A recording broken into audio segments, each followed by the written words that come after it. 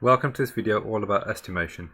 You can find the full PDF of the questions, clues and solutions at mathsupgrade.co.uk. So this video starts off with non-calculated questions first of all. In question 1 we're told that Paul organised an event for a charity. Each ticket for the event costs £19.95. He sold 395 tickets. Paul paid costs of £6,000. He gave all the money left to the charity. We need to work out an estimate for the amount of money Paul gave to that charity. So with estimation you need to round each number to a sensible amount, usually to one significant figure. So I'm underlining the different amounts here. The income would normally be given by £19.95 times 395. Obviously we're going to round each of those. I'm going to round this to £20 and this to 400 tickets. If I multiply those together I'll get £8,000 income. Since the costs were £6,000, if I subtract those two, I'll get the amount of money that I gave to charity as being £2,000. For part B, we need to work out whether it's an underestimate or an overestimate, giving a reason for our answer. So the cost of the tickets here was rounded up, and the number of tickets was also rounded up. So this value for the income must be actually higher than what it would be in real life. So my income here is an overestimate, and so the amount it gives to charity must also be an overestimate. The whole question is worth 4 marks. In question 2, we're told that Mel drives a bus 39 weeks in a year. She drives the bus an average of 298 miles each week. We need to work out an estimate for the total number of miles she drives the bus in 1 year. Again, with estimation, we're going to round these numbers to a sensible figure. Usually, we're going to round these to one significant figure.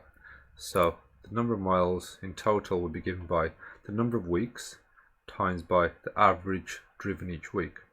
That's 39 times 298. Well, if I round this to 40 and I round this to 300, that gives me 12,000 miles total. And that's a sensible number for 2 marks. Is it an underestimate or an overestimate? Well, I've rounded the number of weeks up and I've rounded the number of miles driven each week up as well. So this value here is probably slightly too high than real life. So my answer is an overestimate. And that there was worth 3 marks. Question 3. Denise wants to give a pen set to every student in her school. There's 799 students in the school. Denise already has 102 pen sets. She'll need to buy more pen sets. Each pen set costs 89p. Work out an estimate for the total cost of the pen set she needs to buy. So the total cost will be given by the pens needed times the cost of each. Right? The pens she needs is given by this value here, 799, subtract 102. Right? So that's the pens needed and the cost is 89p. So if I then start to round these numbers to one significant figure, that would be 800 subtract 100. So she needs 700 pens and each pen's cost is roughly 90 pence. So 700 pens times 90 pence would be, you can use column method for this, it would be 63,000p. If I then write that in pounds, since it's more sensible in pounds, divide by 100, that would be £630, and that's 3 marks. Part B, is it an overestimate or an underestimate? Well, I've rounded 799 minus 102 into 800 minus 100. So this is slightly higher than it should have been, and this is the cost is slightly higher than it should have been. So this actual cost is slightly too large, so it's an overestimate, and that's 4 marks in total. Question 4. We're told a unit of gas costs 4.2p. On average, Maria uses 50.1 units of gas a week. She pays for the gas she uses in 13 weeks. We need to work out an estimate for the amount that she pays. Again, we're going to round each of these numbers to a sensible amount, which is usually one significant figure. The total cost will be given by the total number of units times the cost per unit. The total number of units is 50.1 units per week times 13 weeks. and the cost is 4.2 pence. If I then start to round these numbers, I'd round this to 50, this would be 10, and this would be 4. So I need to do 50 times 10 times 4. 50 times 10 is 500, 500 times 4 is 2,000 pence. It's not sensible to give this large amount in pence, so I'm going to divide by 100 to give it in pounds, which is £20 for 3 marks. In part B, is our answer an underestimate or an overestimate? So our answer here is an underestimate, since the total number of units here and the cost here were both rounded down.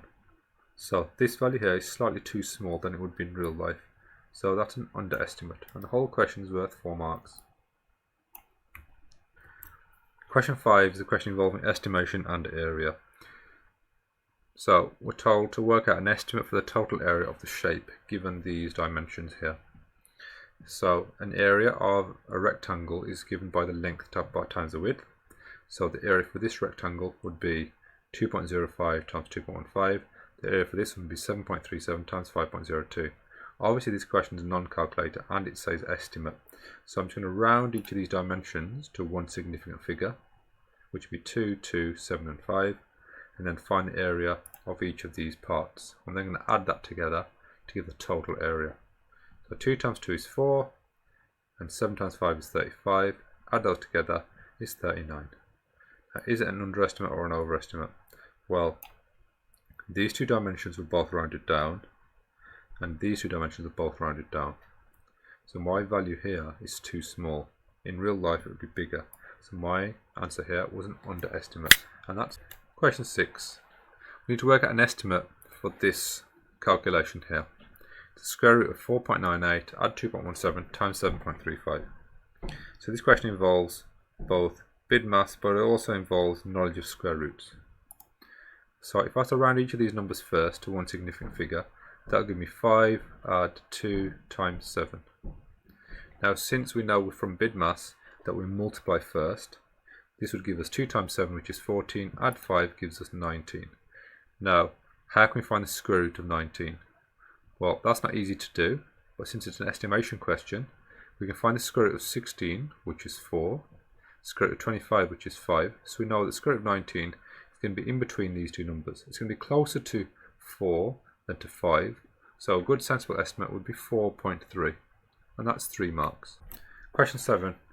We need to work out an estimate for the value of this calculation, and so for this we're just going to round each number to one significant figure. That'll give us 40 times root 100 divided by 0.2. Look at this square root here. It's important that we were able to square root this number. If you cannot easily square root this number, it'll be difficult to find an estimate. So always look for a number close to the number here, which is a square number. 100 is a square number, so we can square root that easily. That'll give us 10. So we've got 40 times 10 divided by 0.2. That's the same as 400 divided by 0.2. I don't like having decimals in my fractions, so I'm just going to multiply the numerator by 10 and multiply the denominator by 10. That'll give us 4,000 divided by 2, which is 2,000. That's 3 marks for that question. Question 8.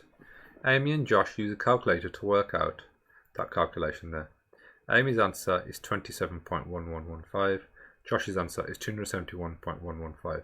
One of the answers is correct. Use approximations to find out which one is correct. So I'm just going to round again each number here to one significant figure. That'll give me 600 divided by 4 squared plus 5. Now that 4 squared plus 5, 4 squared is 16. I'll do that first because of bid maths. And add 5 is 21. So 600 divided by 21. 600 divided by 21, again, I cannot do this easily, so I'm just going to round both numbers to one significant figure. That's the same as 600 divided by 20, which is 30. So which answer here is close to 30? Amy's answer is much closer to 30, so her answer must be correct. The whole question is worth 3 marks. In question 9, we're told that a plane travels at a speed of 213 miles per hour. We need to work out an estimate for the number of seconds a plane takes to travel 1 mile. So I'm going to treat this question as a proportion question. Remember to estimate at the end. So I've got 213 miles is equivalent to 1 hour. I need to work out how many seconds it takes to travel 1 mile. So first thing I'm going to do, I'm going to convert this into just 1 mile. Then I'm going to convert this into seconds, since it wants it in seconds.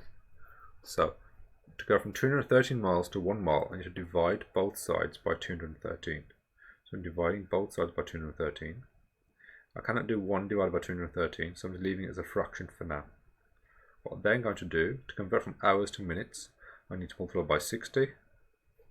So when I multiply by 60, I'll get 60 over 213. Now, to convert it into seconds, I need to times by 60 again. Times by 60 again gives me 60 times 60, which is 3,600 divided by 213. That's now in seconds. Now I need to work this out, but I need to do an estimate. So that means I can just round the numerator, round the denominator to an easily obtainable calculation.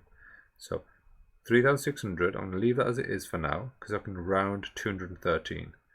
If I round 213 to just 200, I can then do this calculation much easier. I can divide the top and bottom by 100. That gives me 36 divided by 2. 36 divided by 2 is 18. So the answer is 18 seconds. Now look at what I've rounded here in part B. It says in part B, was it an underestimate or was it an overestimate? So here I rounded the 213 down to 200. So the amount I was dividing by has got smaller. So my answer is now going to be bigger since I'm dividing by less. So my answer is now bigger. So my answer is slightly too large. So it's an overestimate. That question is worth 4 marks. Question 10. A cycle race across America is 3,069.25 miles in length. Juan knows his average speed for his previous races is 15.12 miles per hour. For the next race across America, he's going to cycle 8 hours per day. We need to estimate how many days it will take him to complete the race. So the days that it'll take him to complete is given from a formula of speed, distance and time. So if you're not sure on how to use speed, distance and time, be sure to check out my video on compound measures on this channel. Essentially, if I use speed equals distance divided by time and rearrange it to make time the subject, I'll get time equals distance divided by speed. So the days to complete would equal the miles divided by the miles per day, the speed. So if I substitute these values in, the miles is 3,069.25 and the miles per day is given by the miles per hour times the hours per day. So 15.12 times 8. So I need to work out this. To work out this, I'm now going to estimate, so I'm going to round. So I'm rounding the numerator to just 3,000. And the denominator would be 15 times 8. So 15 times 8 is 120. So now I need to do 3,000 divided by 120. I can first of all divide the numerator and denominator by a factor of 10. So that's 300 divided by 12. And doing 300 divided by 12 with short division, I'll get 25 days. In part B, we're told that he increases his speed to 16.27. So how will that affect our answer for part A? So obviously, because he's now cycling faster, it'll take him less days to complete the race. The whole question is worth 4 marks. In question 11, we're told Rehan's on holiday in the USA. He has $200 to spend on clothes. He buys a pair of trainers costing $60 and 3 t-shirts costing $25 each. But he also wants to buy a jacket costing $80. Has he got enough money to buy the jacket? We need to show how we get our answer. So let's just add those amounts up. So that would give us $215. So clearly he needs $15 more. Now in part B, this involves estimation. Part B tells us that the trainers cost $60 and the exchange rate is $1 is equal to 0.749 pounds. Rian says the trainers cost less than £40. He's wrong, but we need to explain why using approximation. So first of all, we can write that exchange rate here. $1 equals 0.749 pounds. Now to get from 0.749 into a sensible number, I'm just going to round it to 0.75 pounds. So $1 is 0.75 pounds. If I round this any more to one significant figure, I'd just lose too much accuracy. So I'm leaving it like this. Now, to get to $60, I'm going to multiply this side by 60. So I'm going to multiply this side by 60. So if I can do 75 times 60 and then divide by 100, that'll give me this value here. 75 times 60 is 4,500. And then divide by 100 to get 0.75 times 60. So that's $60 is £45. So the train has actually cost £45, not less than £40, which is what he said there. And that's 5 marks for that question. Question 12. We're told Veronica wants to buy 35 t-shirts. Each t-shirt costs £5.80. Veronica does a calculation, 40 times 6 equals 240, to estimate the cost of buying those 35 t-shirts. We need to explain how Veronica's calculation shows the actual cost will be less than 240. So if you notice here, both the number of t-shirts here and the cost of each t-shirt have been rounded up. So 240 is too big as an answer, so it's an overestimate. In the second part of the question, we're told there's a special offer. T-shirts are £5.80 each. If you buy 30 or more t-shirts, you get 10% off the total cost. We need to work out the cost of buying 35 t-shirts using that special offer. So this question involves percentages. So we're going to find the cost before the discount. We're then going to find the discount, and then we're going to find the cost after the discount. So the cost before the discount is 35 t-shirts times £5.80. If I do that using the column method, 35 times 58 gives me 2030. I then need to divide this by 10, since I'm doing 35 times 5.8. That gives me £203. So the cost before the discount is £203. Now I get 10% off, so I need to find 1/10 of this, and that's £20.30. So then if I subtract that from this cost here, I'll get the cost, the actual cost after the discount, which is £182.70. And that question there was worth 5 marks. In question 13, we're told that there's a garden in the shape of a circle with a radius 10 meters. Someone's going to cover the garden with grass seed to make a lawn. Grass seed is sold in boxes, and each box covers 46 meters squared. We need to work out an estimate for the number of boxes of grass seed that Belina needs, showing all our working. So this question involves areas of circles as well as estimation. So if you're not sure on how to find areas of circles, be sure to check out my video on this channel. The area of a circle is given by this formula here, pi r squared, where r is the radius. Since it's a non-calculated question, I cannot just use the exact value of pi. So I'm going to use the value of pi approximated to 3. So it's going to be 3 times 10 squared, which is 300. So the area is 300, and the coverage per box, we're told, is 46. Again, if I divide these through, I'll get the number of boxes. But I cannot just divide by 46, that's not a very easy calculation. So I'm going to round 46 to 50, and that gives me an easy calculation. 300 divided by 50 is 6 boxes for 4 marks. Part B, we need to state whether our answer was an underestimate or an overestimate. So if you notice, I've rounded here. Pi was rounded down, so the actual area will be larger in real life. So my area here is too small. Also, my coverage per box I've rounded up, so the amount I'm dividing by has gone up. So in real life, I'll need more than just necessarily 6 boxes, right? So this is an underestimate. The whole question there was worth 5 marks. Question 14. One atom has a mass of 3.95 times 10 to the negative 22 grams. You need to work out an estimate for the number of atoms in 1 kilogram. So I'm going to treat this as a proportion question. So I'm just going to write 1 atom is approximately equal to 4 times 10 to the negative 22. Remember, when I'm rounding this, I shouldn't alter the indices at all, right? I just need to round this initial part here. If you're not sure why that is, be sure to check out my video file involving standard index form on this channel. So that's the weight of 1 atom roughly. Now to work out the number of atoms in 1 gram, I need to go from this value here to 1 gram. To do that, I need to divide this by itself, so divide by 4 times 10 to the negative 22. So I need to divide this by 4 times 10 to the negative 22. So divide both sides by 4 times 10 to the negative 22 gives this. Obviously I can't work this out exactly, so I'm just going to leave it like this for now. Now, that's for 1 gram. I need to now convert this into 1 kilogram. So to get from 1 gram to 1 kilogram, you should times by 1,000. So you times by 1,000 on this side. So since I'm times this fraction by 1,000, it's just the same as multiplying the numerator by 1,000. So that gives me 1,000 divided by 4 times 10 to the negative 22. Now, I'm just going to split this calculation up. I'm going to split it up into 1,000 divided by 4 times 1 divided by 10 to the negative 22. I'm doing that since it's easier for me to work out this without a calculator.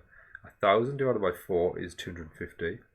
1 divided by 10 to the negative 22. Using our knowledge of index laws, right? If I find the reciprocal of a number with a power, I can just change the sign of that power. So this becomes 10 to the 22. If you're not sure why that is, be sure to check out my video file on index laws. So this is 250 times 10 to the 22 atoms, and that's equivalent to 1 kilogram. Just writing this in standard index form, even though it's not specified, I need to make sure I've got a number between 1 and 9.9 multiplied by 10 to the power. So if I preserve the value of this, I'd get 2.5 times 10 to the 24. So I've divided this by 100, it times this by 100, and that's what I've got. Is my answer an underestimate or an overestimate for another mark? So the weight of one atom here was rounded up. So rounded from 3.95 to 4, so it's rounded up. So there'll be more atoms in reality, right? So my answer here is an underestimate. Okay, since I've rounded the weight of one atom up, okay, that means that I'm assuming an atom is actually heavier than what it is. So in 1 kilogram, I'll end up with less atoms than I would in reality. So there should be more atoms than just this. So that's why it's an underestimate.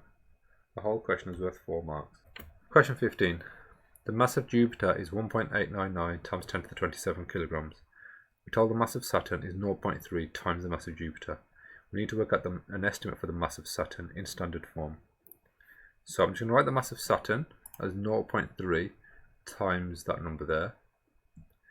That's approximately equal to 0.3 times 2 times 10 to the 27. So I've rounded this to just 2. And 0.3 times 2 is the same as 0.6. So that's 0.6 times 10 to the 27. Converting that into standard form. So this number I'm multiplying by 10. This number I need to divide by 10. So that's 6 times 10 to the 26 kilograms. If you're not sure on how I've done that with standard form, be sure to check out my video file on this channel. Part B, for another mark, you need to state whether it's an underestimate or an overestimate. The mass of Jupiter here was rounded up. Okay, rounded it up. So Saturn's mass is therefore going to be slightly too high. So my answer here was an overestimate. Question 16. We're told the cone has a volume of 98 centimeters cubed.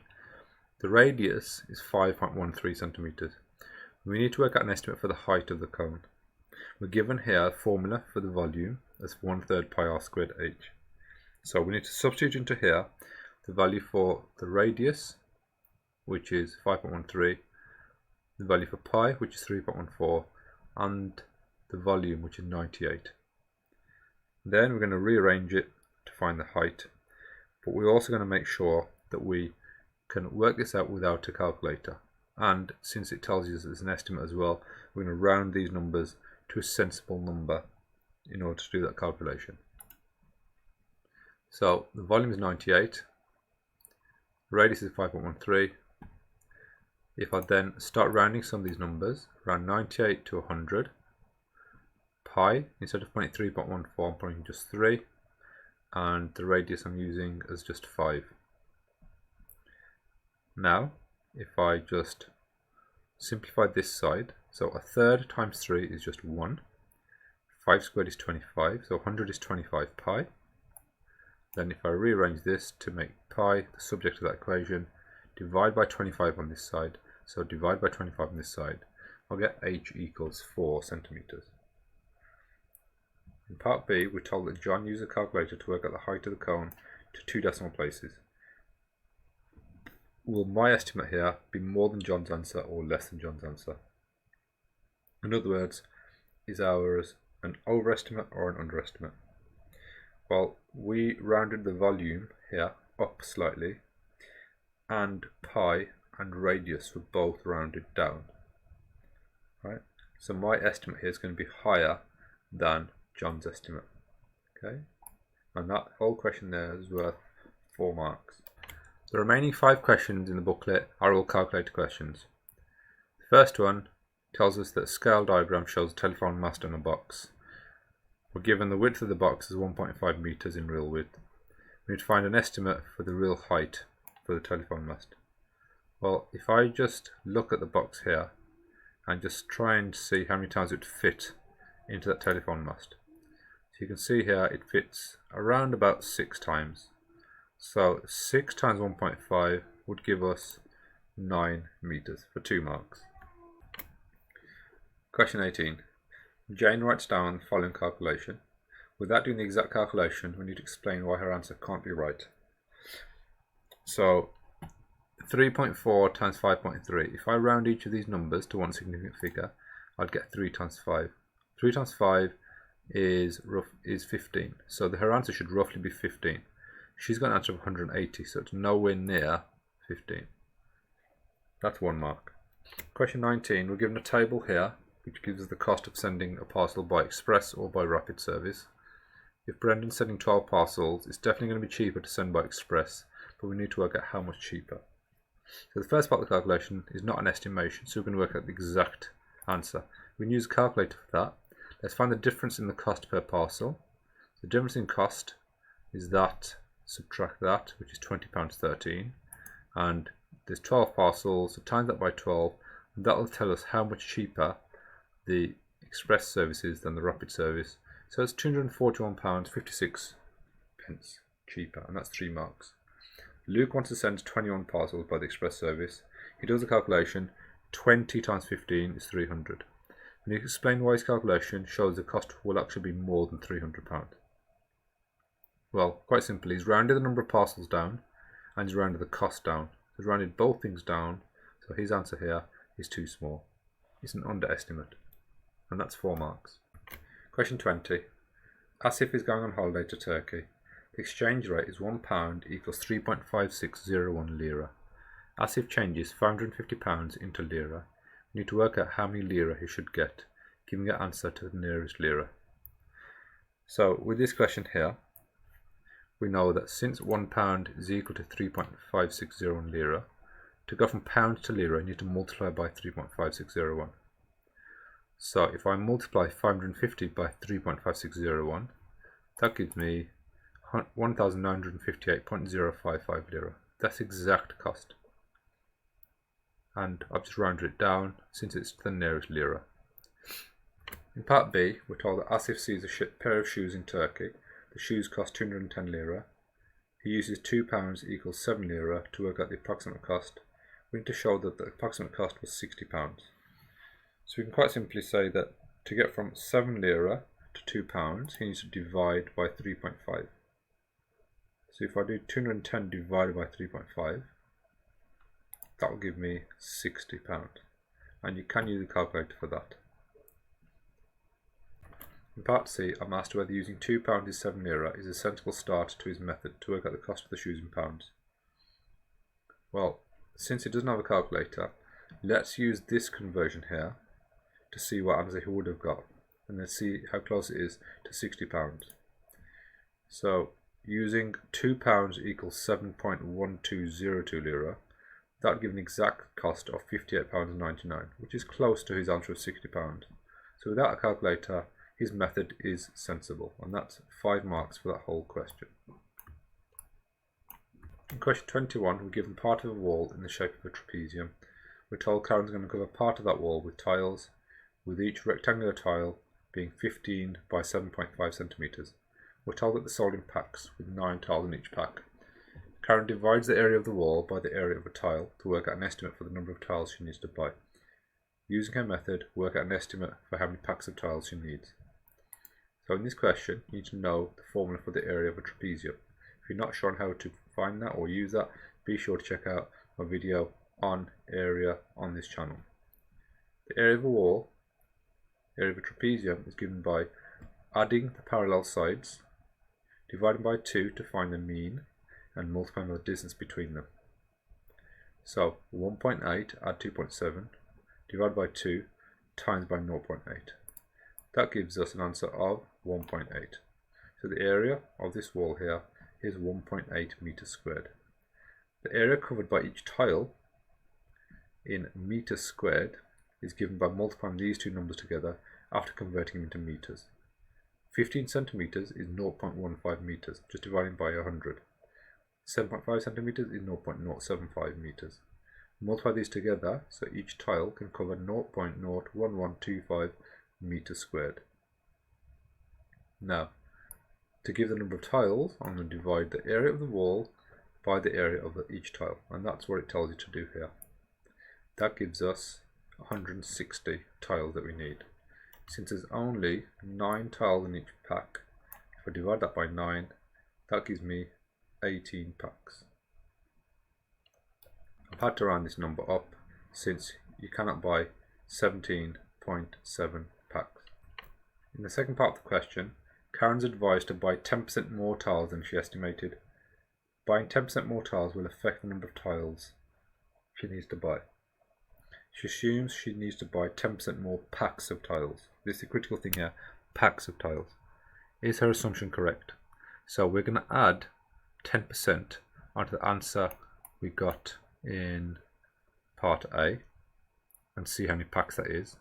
We're also going to add 10% onto the number of tiles we found in part A and then see what answer we get there and see if it still gives us the same answer. So quite simply, I'm going to do 18 packs.